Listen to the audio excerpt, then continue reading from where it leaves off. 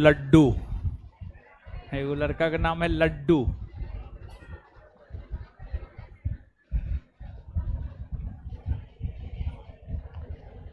चलिए, क्या हालचाल है? मस्त हैं? ऑनलाइन वाले लोग बताइए, दिखाई सुनाई दे रहे हैं? आपसे थोड़े पूछे हैं।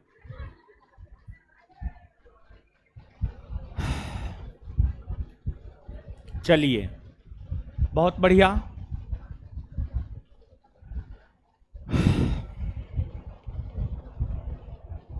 तो कल जो है बीएड का परीक्षा था ना, हो बीएड का। देखिए, कल बीएड का परीक्षा था। एक अपना संस्थान का ही विद्यार्थी था, बीएड का परीक्षा देने के लिए गया था। पिछले साल हॉस्टल में रहा था, पिछले साल। और पिछली बार जो है फिजिकल डिस्क्वालीफाई हुआ था, फिजिकल डिस्क्वालीफाई हुआ था। लड़का हट्ठा कट्ठा था। और कल बीएड का परीक्षा देने गया था और रोड एक्सीडेंट में जो है स्पॉट डेथ हो गया उनका। बाइक से था। तो हम यही आपको सलाह देना चाहते हैं कि बाइक चलाइए, लेकिन थोड़ा आराम से चलाइए। अरे परीक्षा जीवन से बढ़ के थोड़े है जी महाराज, परीक्षा जीवन से बढ़ के नहीं है, जीवन से बढ़ के कुछ नहीं है, समझ गए? तो बड़ी दुख हुआ। बताइए, आप ही लोग के एज का था, मतलब वही 27-28 बरस उम्र होगा, उससे ज़्यादा तो नहीं हो, 25-26-27 बरस उम्र होगा। तो आज जानकारी मिला हमको, बड़ी दुख हुआ, समझे? तभी से एकदम अजीब टाइप का जो है एक लग रहा है। वो भी ग्रुप में भेज दिया, फोटो वोटो भेज दिया, समझे? तो आपको हम यही कहना चाह रहे हैं कि बाइक चलाइए आप, लेकिन थोड़ा सेफली चलाइए, सेफ्टी के साथ चलाइए। आप लोग समझते ना है, ठीक है? आपको लगता है कि सिर्फ आप एक हैं, आपसे अनेकों लोगों को एक उम्मीद होता है। सबसे बड़ा तो आप अपने माँ बाप के ही सब कुछ होते हैं, समझे? तो चलिए ठीक है, सेफ्टी के साथ गाड़ी उड़ी चलाइए। क्या होगा, थोड़ा देर से पहुंचा जाए तो। आइए पढ़ते हैं। और बहुत लोग हेलमेट को जो है ना, हेलमेट को ही समझता है जैसे हेलमेट नहीं पहनेगा, मतलब उसको लगता है कि हम दादागिरी दिखा रहे हैं। लेकिन वही हेलमेट कभी काल आपका जीवन बचा लेता है। पुलिस के डर से हेलमेट आपको नहीं पहनना है, अपनी सुरक्षा के लिए आपको हेलमेट पहनना है। अपनी सुरक्षा के लिए आपको अच्छा हेलमेट खरीद करके पहनना चाहिए, अपनी सुरक्षा के लिए, समझे? और इंसान कब मरता है जानते हैं? जब माइंड पे जबरदस्त चोट आता है, तब स्पॉट डेथ होता है, समझे? सब चीज का तार तो माइंडे से जुड़ा हुआ है। पुलिस आप देखते होंगे, पुलिस कहाँ मारता है जानते हैं? ये तलवा पे मारता है, ठीक है? इसका सीधा कनेक्शन यहां से है, मारेगा यहां, करंट लगता है यहां, समझे? और यहां का चोट लोग दिखा भी नहीं सकता है, मतलब यहां पर लगबे नहीं करेगा कि आपको पीटा गया है, समझे? तो सुरक्षा के साथ कभी खिलवाड़ नहीं होना चाहिए। हम जानते हैं, हम कभी भी यात्रा करते हैं गाड़ी से, तो हम चाहे हम 24 घंटा का यात्रा करें रेगुलर, लेकिन हम सो नहीं सकते हैं गाड़ी पे, समझ गए? ड्राइवर को जगाते रहते हैं, उसको बोलते रहते हैं, जबरदस्ती उसको 1 घंटा पे, आधा घंटा पे चाय पिलाते रहते हैं, समझे? कभी कभी तो मेरा ड्राइवर इरिटेट हो जाता है, बोलता है, यानी उसके चेहरा से पता चलता है। लेकिन हमसे तो बहुत लोग जुड़े हुए हैं, तो हमको अपना जिम्मेवारी तो स्वयं उठाना ही पड़ता है, समझे? तो सेफ्टी से कभी खिलवाड़ नहीं होना चाहिए। आइए, भारतीय राज्य व्यवस्था के 2 चैप्टर को हम लोग पढ़ चुके हैं।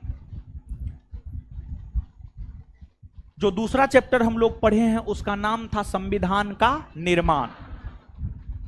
अगला जो हम लोगों का चैप्टर है वह है भारतीय संविधान की विशेषता। अगला जो चैप्टर है हम लोगों का वह है आपको भारतीय संविधान की विशेषता। भारतीय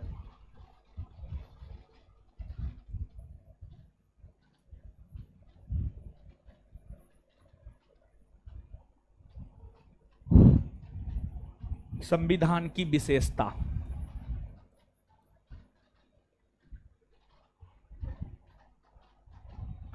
भारतीय संविधान की विशेषता। देखिए, भारत का संविधान अपने आप में विश्व का सबसे अनोखा संविधान है। भारत का संविधान विश्व का सबसे बड़ा लिखित संविधान है। भारत का संविधान विश्व का सबसे बड़ा लिखित संविधान है। भारतीय संविधान की अनेकों विशेषताएं हैं। भारतीय संविधान की जो अनेकों विशेषताएं हैं, उन विशेषताओं में भारतीय संविधान का पहला विशेषता यही है कि भारत का संविधान एक लिखित संविधान है। भारत का संविधान एक लिखित संविधान है, लिखित संविधान है। और संविधान की अगर आप बात करेंगे तो संविधान 2 प्रकार के होते हैं। संविधान की अगर आप बात करेंगे तो संविधान 2 प्रकार के होते हैं। एक आपको लिखित संविधान होता है और एक आपको अलिखित संविधान होता है। भारत के संविधान की अगर हम बात करें तो भारत का संविधान उसमें लिखित संविधान है। तो सबसे पहले तो संविधान 2 प्रकार का होता है। संविधान कितने प्रकार का? 2। एक आपको लिखित संविधान होता है और दूसरा आपको अलिखित संविधान होता है। इसमें भारत का संविधान एक लिखित संविधान है। इसमें भारत का संविधान एक लिखित संविधान है। और लिखित संविधान में भी भारत का संविधान विश्व का सबसे बड़ा लिखित संविधान है। भारत का संविधान विश्व का सबसे बड़ा लिखित संविधान है। विश्व का सबसे बड़ा लिखित संविधान है। वहीं भारत के संविधान को क्यों हम सबसे बड़ा लिखित संविधान मानते हैं? देखिए, विश्व के अलग अलग देशों के संविधान को अगर आप देखेंगे या आप उन संविधानों के विषय में पता करेंगे तो आप यह पाएंगे कि जैसे ये तो भारत आ गया, हाँ, USA, United states of America यानी अमेरिका, यहां का जो संविधान है, यहां के संविधान में मूल तौर पर मात्र 7 अनुच्छेद है। 7, 6 के बाद जो 7 आता है, 8 से 7 जो पहले 7 आता है, 8 से पहले जो 7 आता है। 7 को जानते हैं हम क्यों बड़ी स्पष्टता पूर्वक बोलते हैं?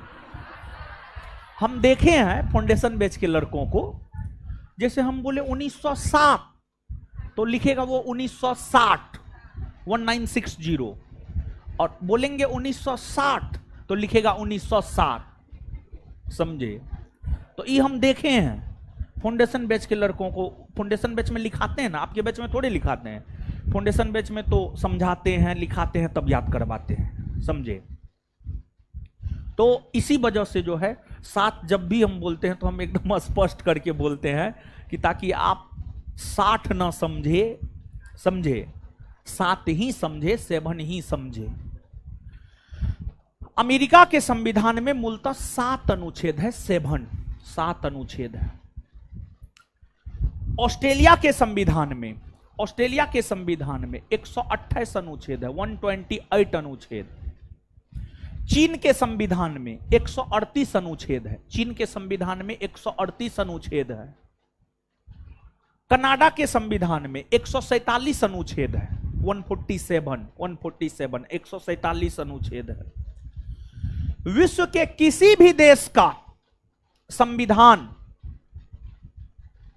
को आप देखिएगा तो उसमें 200 से कम ही अनुच्छेद देखने को मिलेंगे। उसमें 200 से 200 से कम ही अनुच्छेद आपको देखने को मिलेंगे। लेकिन भारत के संविधान को जब आप देखेंगे तो भारत के संविधान में मूलतः 395 अनुच्छेद था। मूल तौर पर भारत के संविधान में 395 अनुच्छेद था। तो अब आप देखिए, अमेरिका जैसे देश के संविधान में 7 अनुच्छेद, किसी में 128, किसी में 138, किसी में 147, कनाडा में 147, चीन में 138, ऑस्ट्रेलिया में 128 तथा विश्व के अन्य देशों के संविधान में 200 से कम ही अनुच्छेद मिलते हैं। लेकिन भारत के संविधान में मूलतः 395 अनुच्छेद मिलते हैं। भारत के संविधान के इतना ज्यादा विस्तृत होने का कारण क्या है? भारत के संविधान जो इतना ज्यादा विस्तृत हो चुका है, इसके कारण क्या है? भारतीय संविधान के विस्तृत या बड़ा होने का कई कारण है। एक तो पहला कारण यह है, संविधान का निर्माण किया संविधान सभा ने, और संविधान सभा के अधिकतर सदस्य वकील थे। वकील, संविधान का निर्माण संविधान सभा ने किया है और संविधान सभा के अधिकतर सदस्य क्या थे? वकील। और वकील बात को घुमाने में बड़ी माहिर होता है। वकील तिल का तार बना देता है। तिल का तार बना देता है, इसका मतलब यह है तिल छोटा होता है, बहुत छोटा होता है, और उसको तार जैसा जो है लंबा चौड़ा बना देता है, मतलब चीजों को आगे खींचता है। तो संविधान का निर्माण जो संविधान सभा ने किया है, उस संविधान सभा में ज्यादातर सदस्य वकील थे, जिस वजह से चीजों को बहुत ज्यादा करके जो है लंबा घींचा तीरा गया। और भारतीय संविधान को वकीलों का स्वर्ग भी कहा जाता है। जो भारत का संविधान है, भारत के संविधान की अगर आप बात करेंगे तो भारत के संविधान को वकीलों का स्वर्ग भी कहा जाता है। और संविधान को वकीलों का स्वर्ग आइवर जेनिंग्स ने कहा है। आइवर जेनिंग्स ने कहा है संविधान को वकीलों का स्वर्ग। तो एक तो संविधान सभा में वकीलों के प्रभुत्व होने के कारण भारत का संविधान इतना लंबा चौड़ा हो गया। दूसरा, भारत की जो भौगोलिक आकृति है, भारत में जो विभिन्नताएं हैं, इसको लेकर भी भारत का संविधान लंबा चौड़ा हो गया है। अब आप देखेंगे दक्षिण भारत में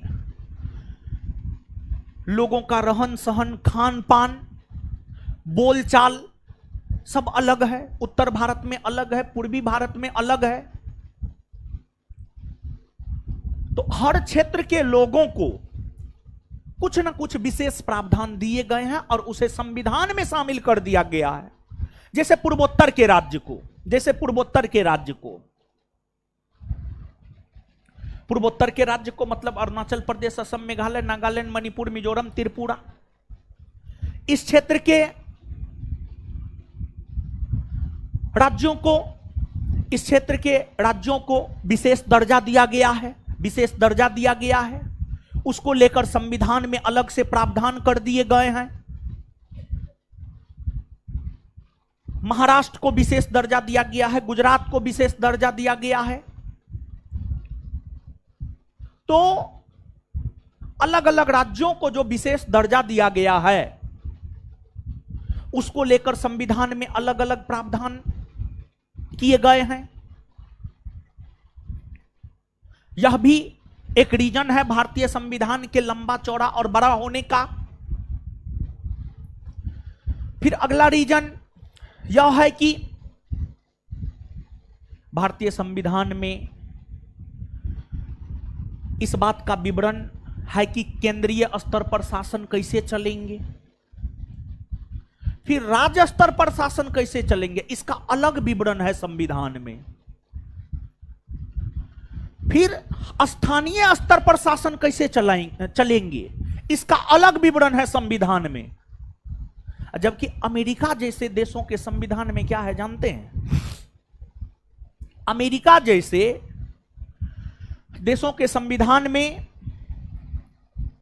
केंद्रीय स्तर पर शासन प्रशासन कैसे चलेंगे उसका विवरण है। उसी प्रकार से राज्य स्तर पर भी शासन प्रशासन चलाया जाता है। लेकिन भारतीय संविधान का निर्माण करने वाले जो संविधान निर्मात्री सदस्य थे वो यह चाह रहे थे कि किसी भी प्रकार का इन फ्यूचर कोई विवाद ना उत्पन्न हो, किसी भी प्रकार का इन फ्यूचर कोई विवाद उत्पन्न ना हो। इसी वजह से संविधान के अलग अनुच्छेदों में केंद्रीय स्तर पर शासन प्रशासन को लेकर प्रावधान किया गया है, राज्य स्तर पर शासन प्रशासन को लेकर के अलग अनुच्छेदों में प्रावधान किए गए हैं, पंचायती स्थानीय स्तर पर शासन प्रशासन को लेकर के अलग अलग अनुच्छेदों में प्रावधान कर दिए गए हैं। यह भी एक रीजन है भारतीय संविधान के इतना अधिक बड़ा होने का।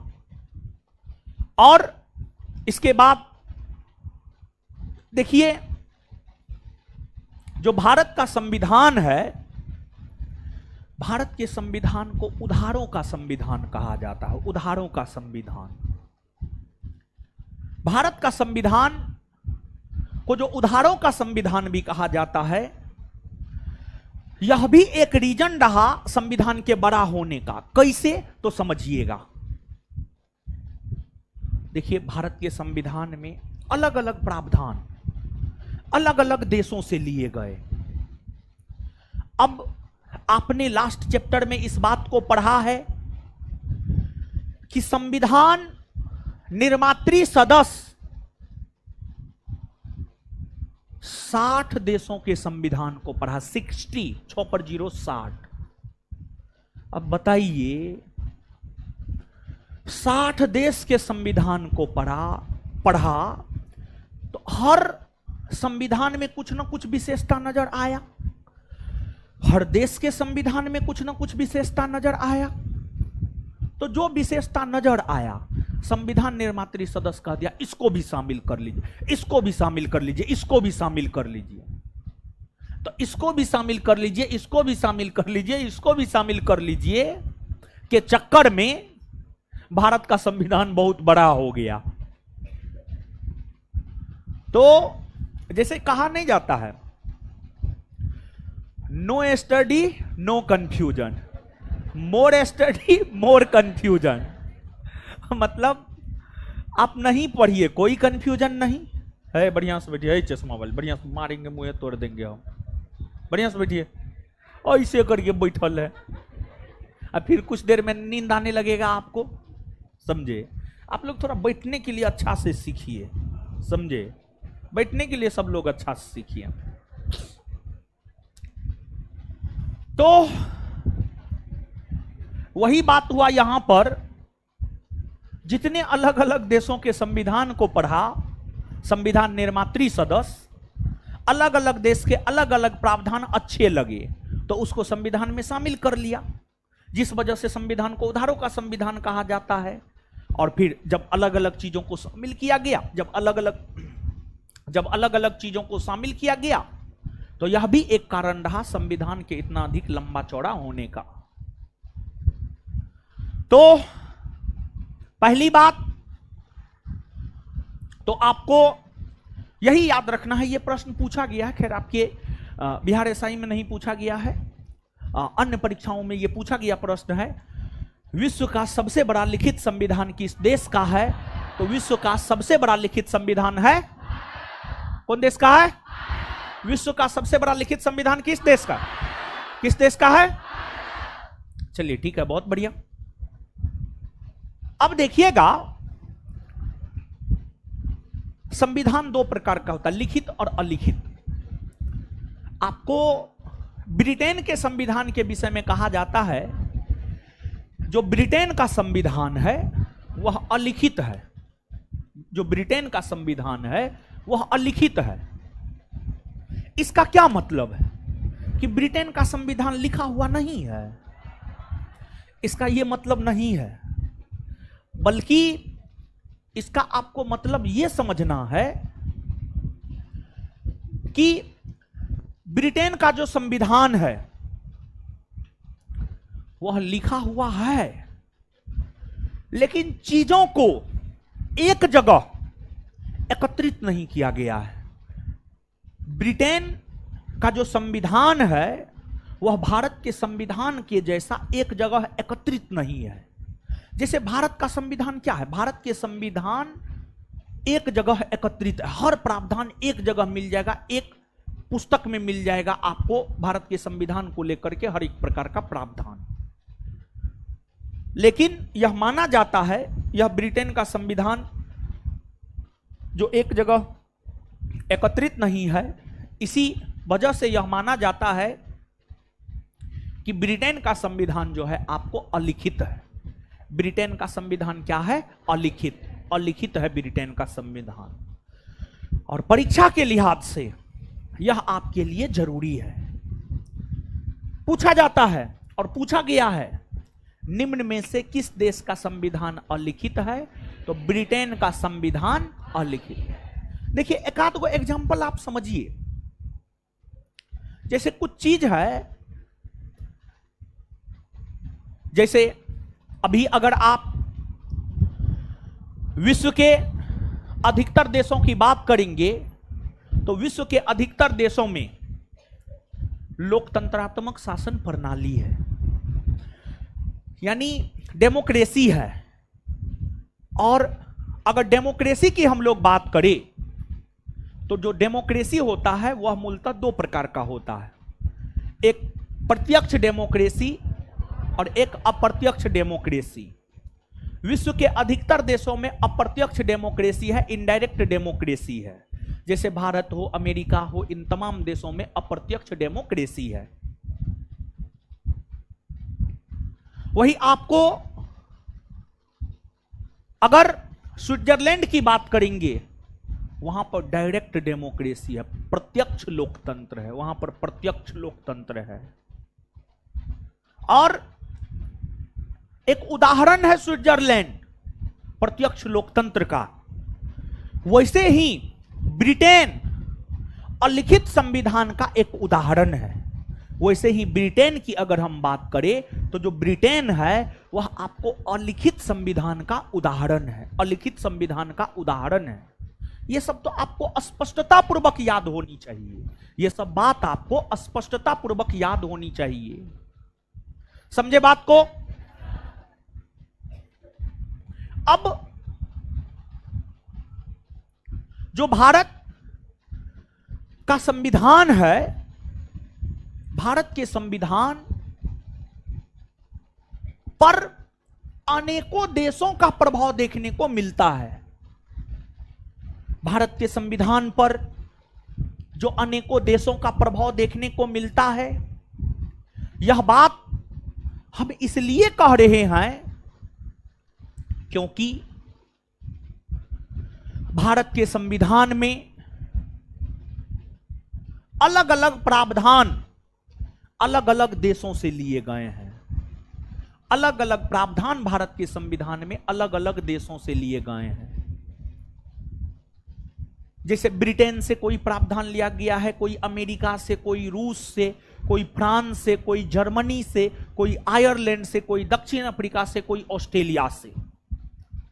तो भारत के संविधान में अलग अलग प्रावधानों की अगर हम बात करें तो भारत के संविधान में जो अलग अलग प्रावधान है वह अलग अलग देशों से लिए गए हैं।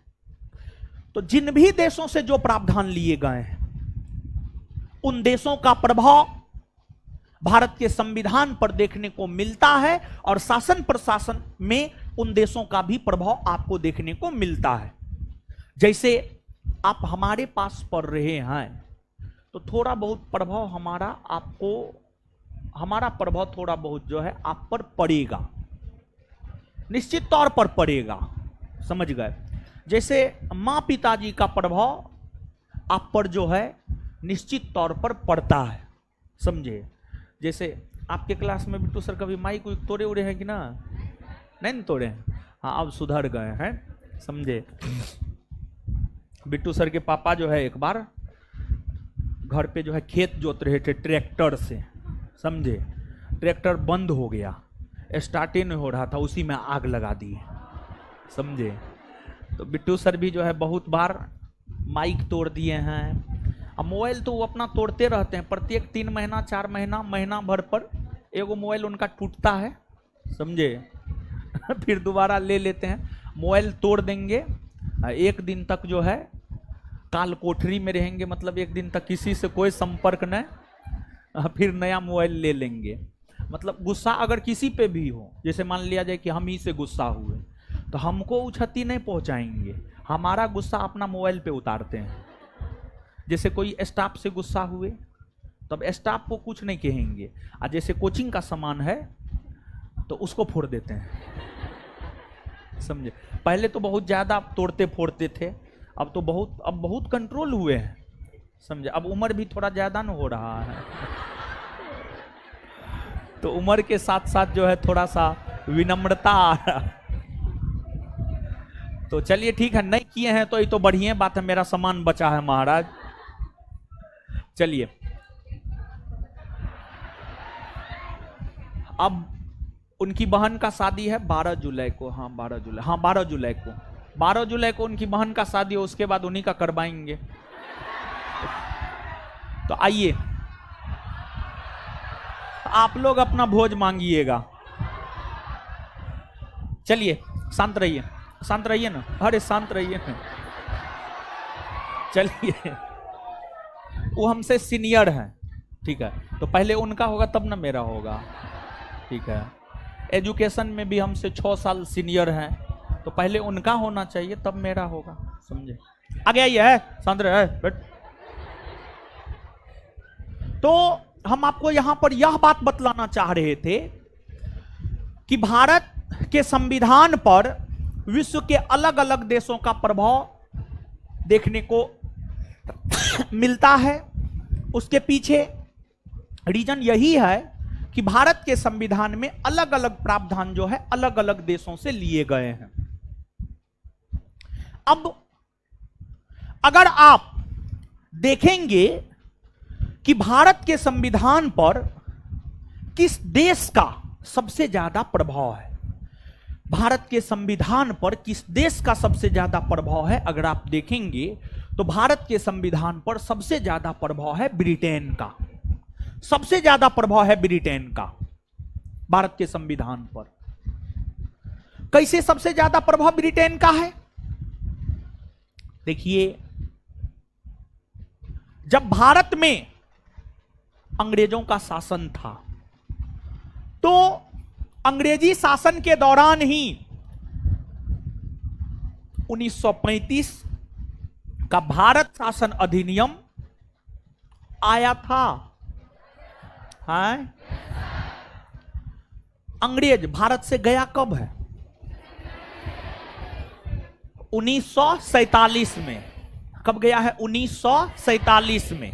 ठीक है, उससे पहले 1935 आता है, और 1935 में 1935 का भारत शासन अधिनियम आया था। तो 1935 का जो भारत शासन अधिनियम 1935 में आया था, उस समय तो भारत में ब्रिटिशों का ही शासन था, और 1935 का भारत शासन अधिनियम ब्रिटिश संसद द्वारा पारित किए गए थे। 1935 का भारत शासन अधिनियम ब्रिटिश संसद द्वारा पारित किए गए थे, ब्रिटिश संसद द्वारा पारित किए गए थे। और उस अधिनियम से भारत के संविधान में 250 अनुच्छेद शामिल किए गए हैं। 250 देखिए, भारत के मूल संविधान में अनुच्छेद कितना था? 395। और 395 अनुच्छेद में से लगभग 250 अनुच्छेद भारत शासन अधिनियम 1935 से ही उठाकर रख दिया गया, जो कि भारत शासन अधिनियम 1935 ब्रिटिश संसद के द्वारा बनाया गया था। तो ब्रिटिश या ब्रिटेन का हमारे संविधान के ऊपर सबसे ज्यादा प्रभाव इसलिए देखने को मिलता है क्योंकि ब्रिटेन की संसद ने जो 1935 का भारत शासन अधिनियम पारित किया, उस 1935 के भारत शासन अधिनियम में से अधिकतर प्रावधान भारत के संविधान में शामिल कर लिए गए हैं। यही वजह है कि ब्रिटेन का संविधान के ऊपर काफी ज्यादा प्रभाव देखने को मिलता है, और यही वजह है कि 1935 के भारत शासन अधिनियम को भारतीय संविधान का एक महत्वपूर्ण स्रोत माना जाता है, और भारत के संविधान को 1935 के भारत शासन अधिनियम का कार्बन कॉपी भी कहा जाता है। भारत के संविधान को 1935 के भारत शासन अधिनियम का कार्बन कॉपी भी कहा जाता है।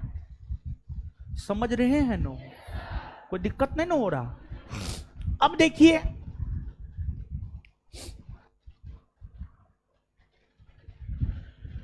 ब्रिटेन, यहां है United kingdom, Britain, UK, Britain. यहां से अगर आप देखेंगे तो संसदीय शासन प्रणाली, संसदीय विशेषाधिकार, संवैधानिक तौर पर राष्ट्रपति की स्थिति, चुनाव में सर्वाधिक मत प्राप्त होने पर विजेता घोषित कर दिया जाना, एकल नागरिकता, ये तमाम ऐसे प्रावधान है जो भारत के संविधान में ब्रिटेन के संविधान से लिए गए हैं।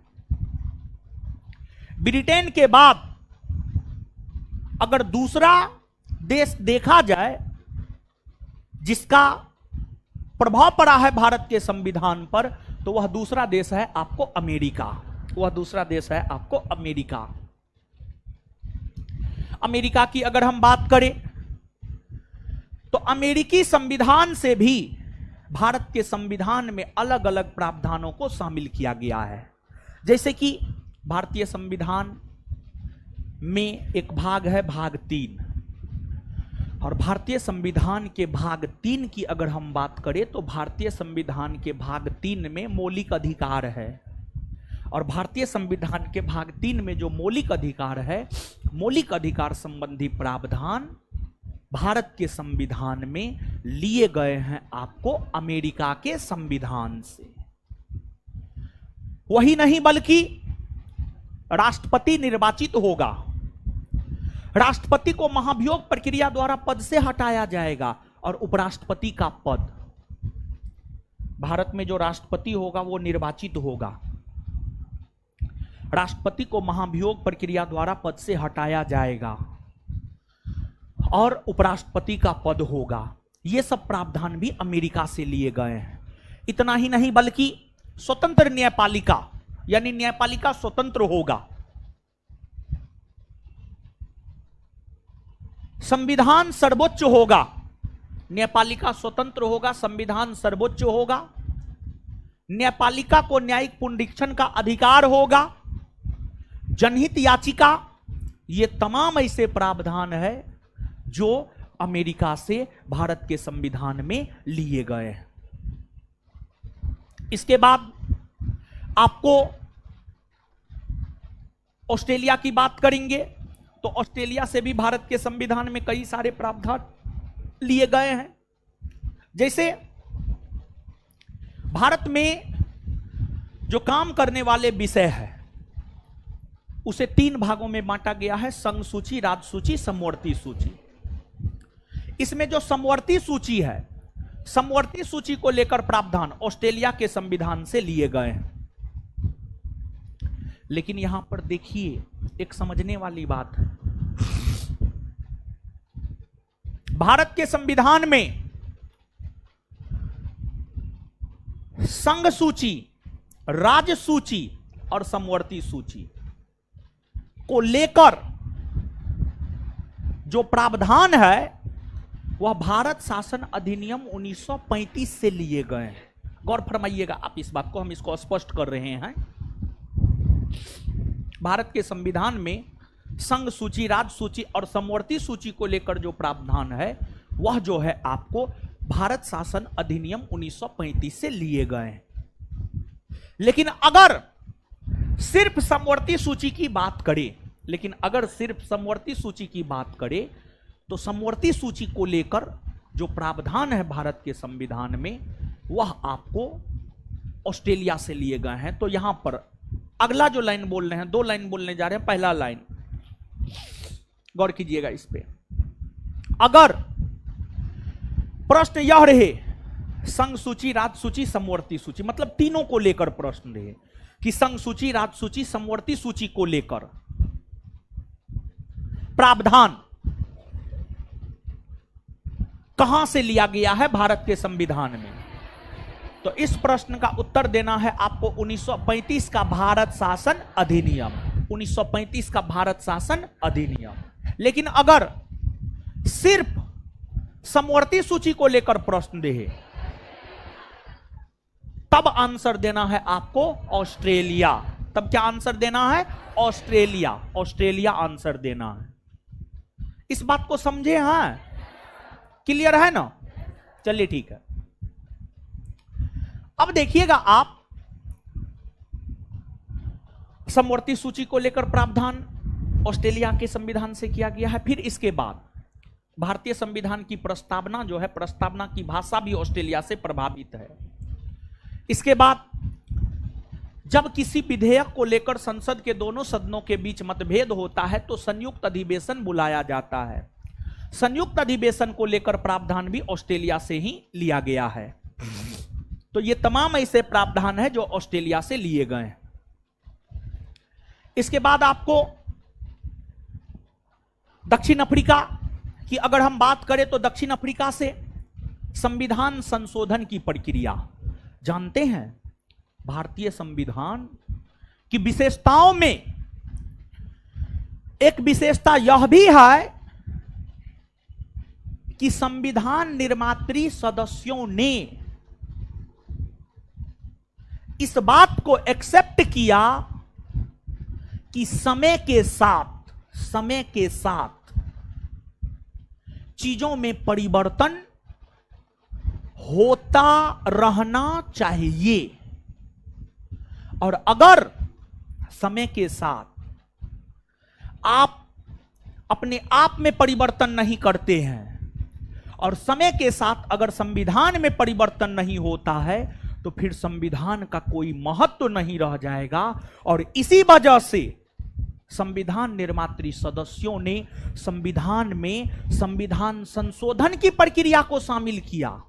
संविधान निर्मात्री सदस्यों ने संविधान में संविधान संशोधन की प्रक्रिया को शामिल किया, और संविधान संशोधन की प्रक्रिया को शामिल करते हुए संविधान निर्मात्री सदस्यों ने यह कहा कि आज भारत की राजनीतिक स्थिति इस प्रकार है तो इसके अकॉर्डिंग ये संविधान है। लेकिन आगे चल करके अगर भारत की राजनीतिक और प्रशासनिक परिस्थितियां बदल जाती है तो संविधान में संशोधन की प्रक्रिया रहे, ताकि संविधान में संशोधन करके नई परिस्थिति के अनुकूल चीजों को संविधान में शामिल किया जा सके। तो संविधान में जो संशोधन की प्रक्रिया को शामिल किया गया है वह दक्षिण अफ्रीका के संविधान से किया गया है। और इतना ही नहीं बल्कि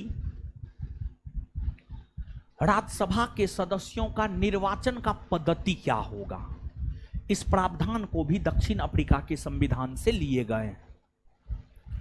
फिर दक्षिण अफ्रीका के बाद जर्मनी यहां जर्मनी है। देखिए, भारत के संविधान में आपात उपबंध इमरजेंसी प्रोविजंस 1935 के भारत शासन अधिनियम से ही लिए गए हैं। लेकिन जब आपात लागू होता है ना, जब इमरजेंसी लागू होता है ना, तो इमरजेंसी लागू होने के बाद आम नागरिकों का मौलिक अधिकार प्रभावित होता है। जब आपात लागू होता है तो आपात के लागू होने से आम नागरिकों का मौलिक अधिकार प्रभावित होता है। तो आपात के लागू होने से जो आम लोगों का मौलिक अधिकार प्रभावित होता है, उसको लेकर प्रावधान जर्मनी के संविधान से लिए गए हैं। गौर फरमाइएगा आप इस बात पे। भारत के संविधान में आपात को लेकर उपबंध या अंग्रेजी में इमरजेंसी प्रोविजंस मतलब राष्ट्रीय आपात, राष्ट्रपति शासन वित्तीय आपात, इसको लेकर भारत के संविधान में प्रावधान को 1935 के भारत शासन अधिनियम से शामिल किए गए के तहत शामिल किए गए हैं। लेकिन जब राष्ट्रीय आपात लागू होता है ना, राष्ट्रीय आपात जब लागू होता है ना, तो हम लोगों का जो मौलिक अधिकार है अनुच्छेद 19 हम लोगों को कई प्रकार के मौलिक अधिकार देते हैं। 6 प्रकार के मौलिक अधिकार अनुच्छेद 19 देते हैं। तो वो जो है निलंबित हो जाता है, वो हम लोगों का समाप्त हो जाता है। और तब तक के लिए वो हम लोगों का समाप्त होता है जब तक कि आपात लागू रहता है। तो इसको लेकर प्रावधान जर्मनी के वाइमर संविधान से लिए गए हैं। मतलब आपात के दौरान मौलिक अधिकार के निलंबन संबंधी प्रावधान जर्मनी के वाइमर संविधान से लिए गए हैं। इसके बाद आपको रूस की अगर हम बात करें तो रूस के संविधान से भारतीय संविधान में मौलिक कर्तव्य लिए गए हैं। फिर आपको रूसी क्रांति से प्रस्तावना में सामाजिक, आर्थिक, राजनीतिक न्याय शब्द लिए गए हैं। फिर आपको यूरोपीय देश फ्रांस है। फ्रांस से भारत के संविधान में गणतंत्रात्मक शासन प्रणाली को लिया गया है। और गणतंत्रात्मक शासन प्रणाली के साथ साथ प्रस्तावना में जो स्वतंत्रता, समानता, बंधुत्व शब्द है वह भी आपको फ्रांस से ही लिया गया है। फिर आयरलैंड, यहां पर आपको एक छोटा सा देश है आयरलैंड की अगर हम लोग बात करें तो यहां से भारत के संविधान में राज्य के नीति निर्देशक तत्व को लिए गए हैं। फिर राज्यसभा में राष्ट्रपति के द्वारा 12 सदस्यों का साहित्य, कला, विज्ञान, समाज सेवा के क्षेत्र से जो मनोनयन किया जाता है, इस प्रावधान को लिया गया है। इसके बाद जापान से विधि द्वारा स्थापित प्रक्रिया को लिया गया है। मतलब आपने यहां पर इस बात को देखा कि जो भारत का संविधान है, भारत के संविधान में जो अलग अलग प्रावधान है वह अलग अलग देशों से जो है आपको लिए गए हैं। समझ गए बात को? तो अब आप जो है भारतीय संविधान के जो विभिन्न स्रोत है, किस देश से कौन से प्रावधान को लिए गए हैं, एक बार पढ़िए तो इसको एक बार पढ़िए तो एक बार पढ़ लीजिएगा, ज्यादा बेटर रहेगा।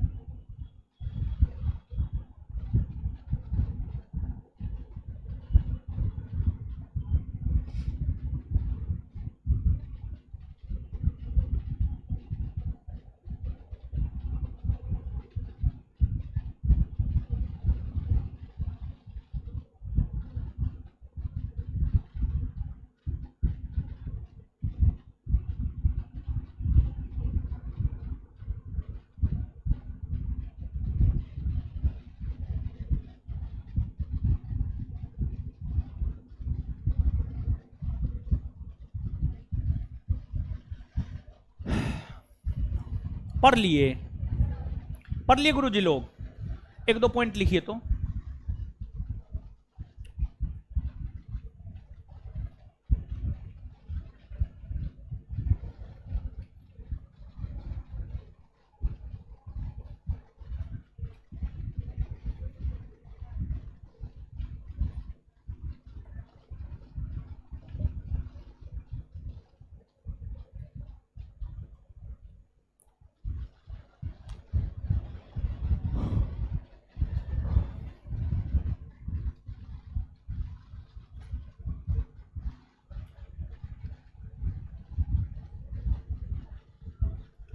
लिखिए।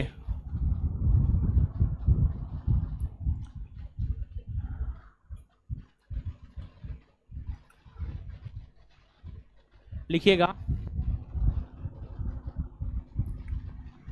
ब्रिटेन का संविधान अलिखित संविधान का उदाहरण है। ब्रिटेन का संविधान अलिखित संविधान का उदाहरण है। ब्रिटेन का संविधान अलिखित संविधान का उदाहरण है। ब्रिटेन का संविधान अलिखित संविधान का उदाहरण है।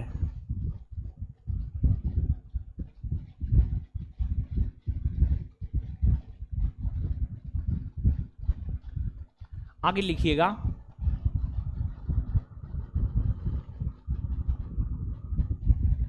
अमेरिका के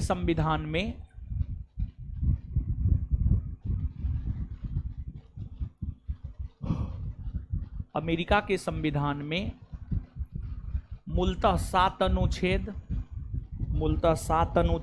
कोमा 7 मूलतः 7 अनुच्छेद कोमा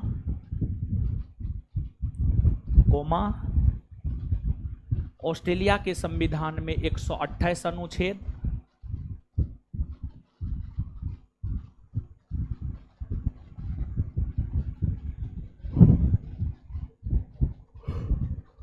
ऑस्ट्रेलिया के संविधान में 128 अनुच्छेद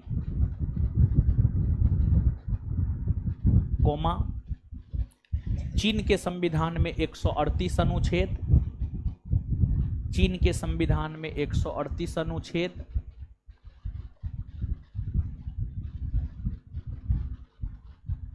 और कनाडा के संविधान में 147 अनुच्छेद,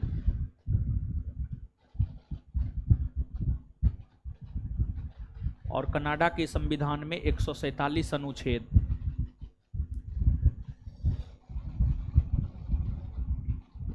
और कनाडा के संविधान में 147 अनुच्छेद है।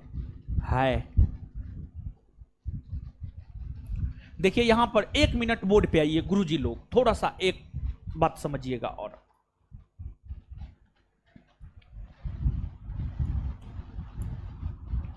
देखिए समझिएगा,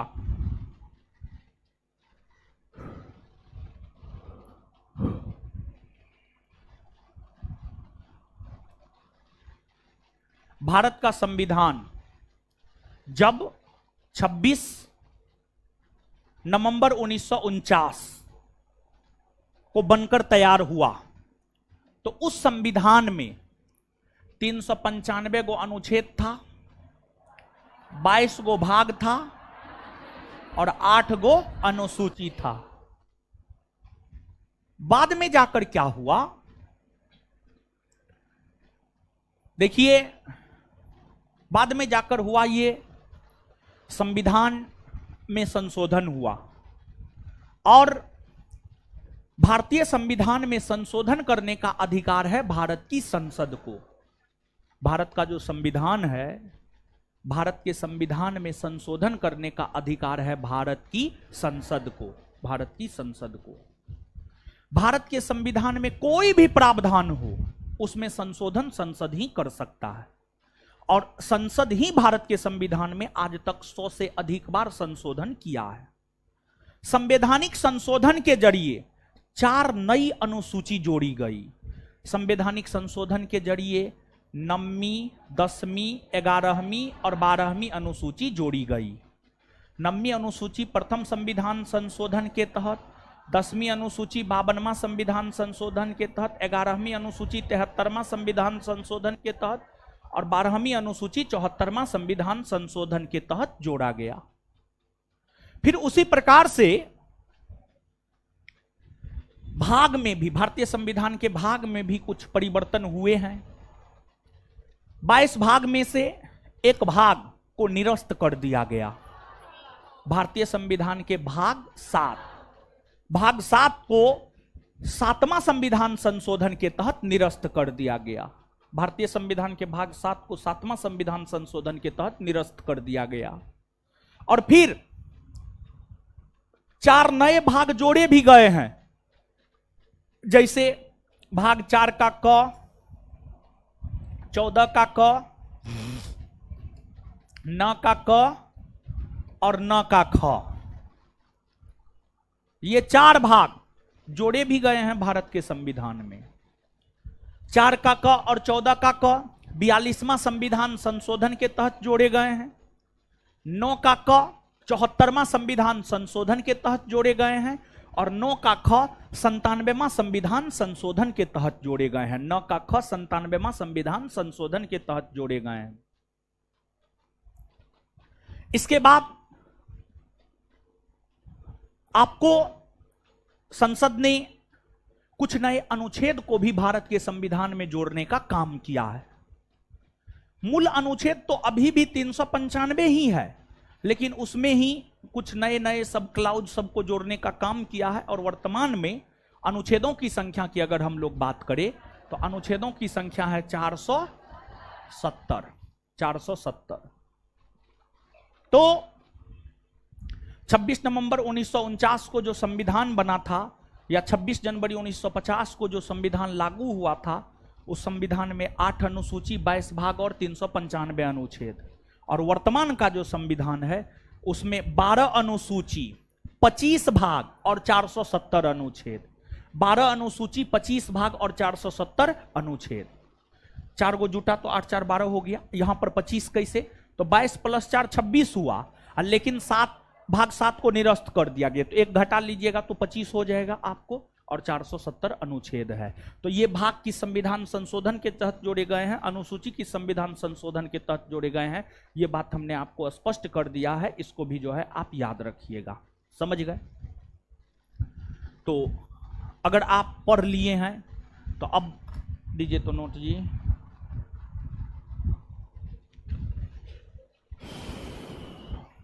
चलिए बताइएगा कुछ, नहीं याद कीजिएगा कुछ। चलिए, तो इसमें जो है याद करने वाला है, ठीक है बताइए, ठीक है याद कीजिए। विश्व का सबसे बड़ा लिखित संविधान किस देश? ब्रिटेन का संविधान कैसा है? वकीलों का स्वर किस देश के संविधान को कहा? भारत के संविधान को वकीलों का स्वर किसने कहा है? आइबर जेनिंग्स। किसने कहा है? भारत के संविधान को वकीलों का स्वर किसने कहा है? आइबर। चलिए एक प्रश्न ध्यान से सुनिएगा और जवाब दीजिएगा। 1935 के भारत शासन अधिनियम का काफी ज्यादा महत्व क्यों है?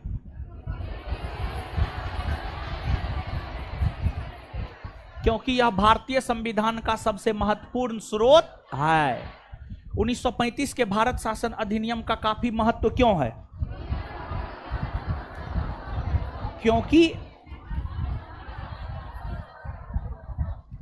क्योंकि यह भारतीय संविधान का सबसे महत्वपूर्ण स्रोत है। भारत के संविधान पर सबसे ज्यादा प्रभाव किस देश का पड़ा? किस देश का?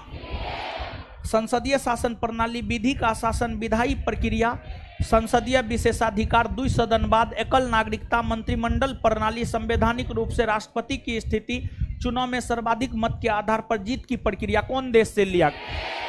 कौन देश से?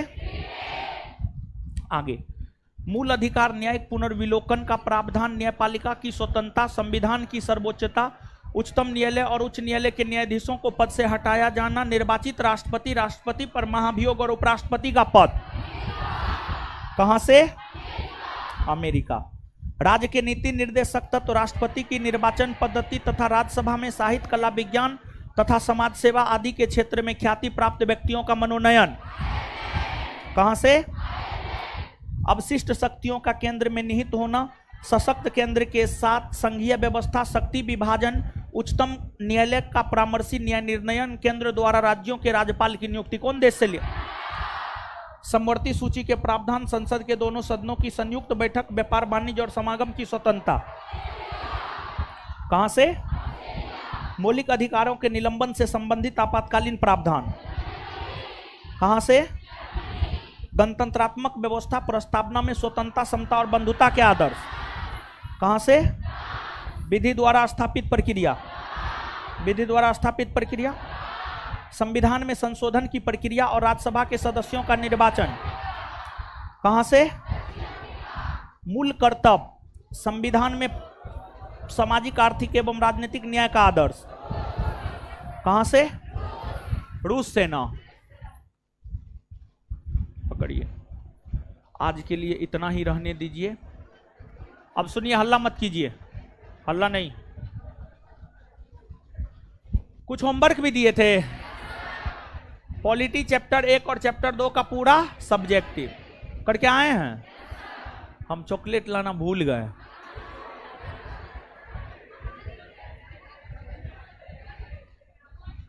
पूछेंगे फिर भी, चॉकलेट किसी और रोज खिला देंगे। दीजिए।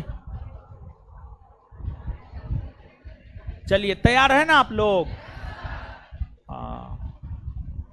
आगे अगला जो होमवर्क है सुनिए। बैग बोला, बैग बोला, काहे से आता जाता? बैठ, बैठो। एकदम आने के लिए भी धर भराता है, जाने के लिए भी धर भराता है। कहाँ जाएगा? इसका ट्रेन है जी। ओ, जाने दीजिए, पकड़ के चल जाएगा फतुहा ही। चलिए, तो अगला होमवर्क सुनिए। अगला होमवर्क है, बायोलॉजी खत्म हुआ जी? नहीं खत्म हुआ है? हाँ तो सुनिए ना। है क्या? है क्या बोल रहे हैं?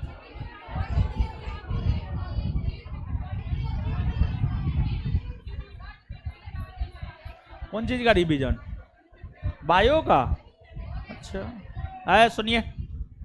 अगला होमवर्क है पॉलिटी चैप्टर 1 और 2 का ऑब्जेक्टिव। क्या? ऑब्जेक्टिव, ऑब्जेक्टिव, समझे? चलिए, अब सुनिए, जिससे पूछ रहे हैं जवाब वही दीजिएगा।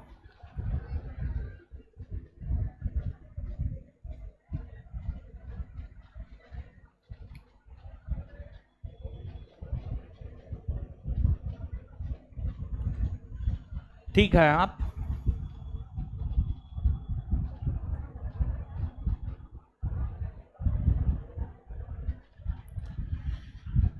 मार्ले मिंटो सुधार की आलोचना करते हुए किसने यह कहा है कि इस अधिनियम ने भारत के इस अधिनियम को, यानी मार्ले मिंटो अधिनियम को भारत के लोकतंत्र को सर्वनाश करने वाला अधिनियम किसने बतलाया?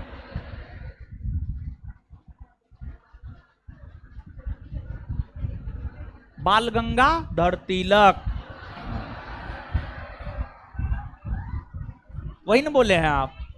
क्या बोले हैं आप? क्या बोली है? बाल गंगाधर तिलक, वही तो बोल रही है। क्या होगा उत्तर? हो महात्मा गांधी। बताइए। लड़का लोग आइए जी पीछे से, वह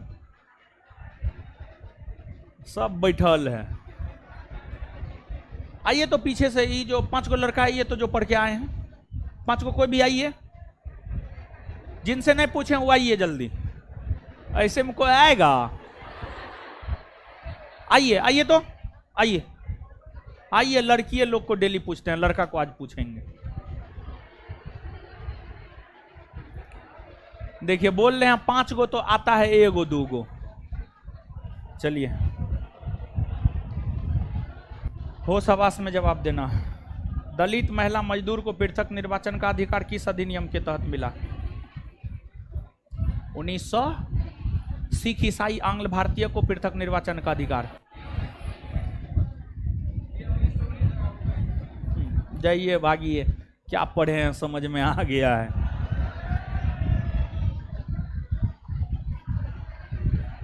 संविधान सभा के 2 उपाध्यक्ष कौन कौन थे? और VT कृष्णामाचार्य। प्रारूप समिति का गठन कब हुआ है? 29 अगस्त 1947। जाइए, ठीक है, आप ठीक आदमी हैं।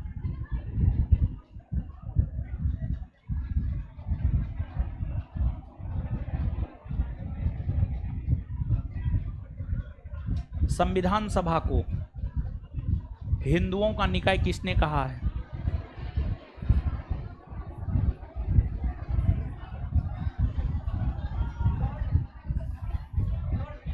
विस्काउंट।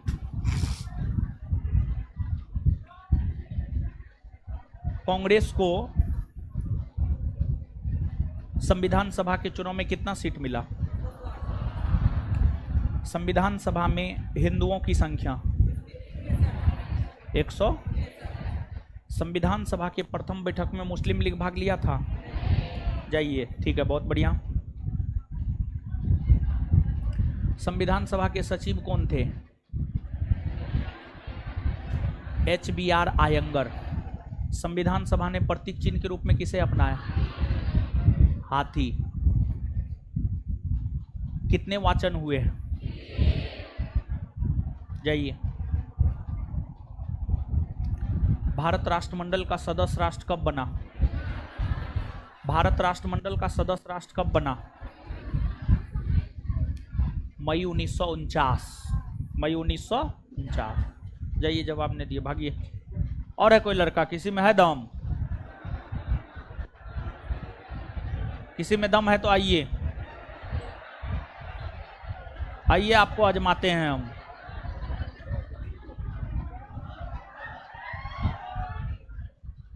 आइए, चलिए बताइए। प्रेस दीर्घा समिति के अध्यक्ष कौन थे? उषानाथ सेन। बहुत बढ़िया। सदन समिति के अध्यक्ष?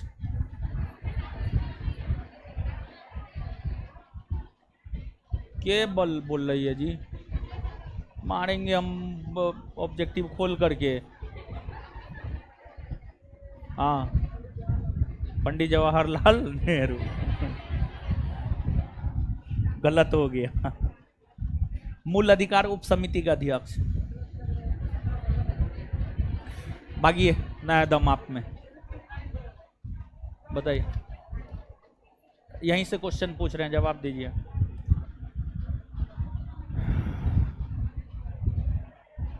अल्पसंख्यक उप समिति के अध्यक्ष? HC।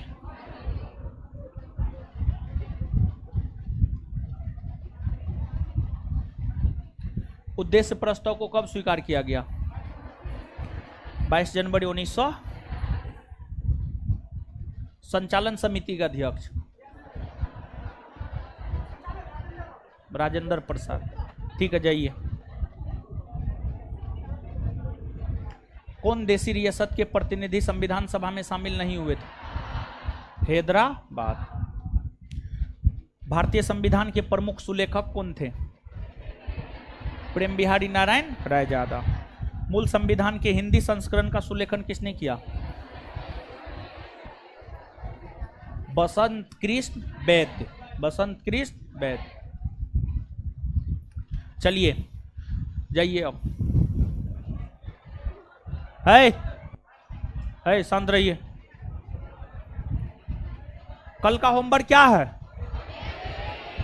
पॉलिटी चैप्टर 1 और 2 दोनों का ऑब्जेक्टिव। और कल, पहले तो मेरा ही ना क्लास है। हाँ, तो कल जो है इस चैप्टर को हम खत्म कर देंगे। ठीक है, कल इस चैप्टर को प्रयास करेंगे खत्म कर देने का, समझा बुझा करके। इससे आगे हम लोग अगले क्लास में मिलेंगे। हमको निकलने दीजिए, तब आप लोग निकलिएगा। धन्यवाद सभी लोगों का।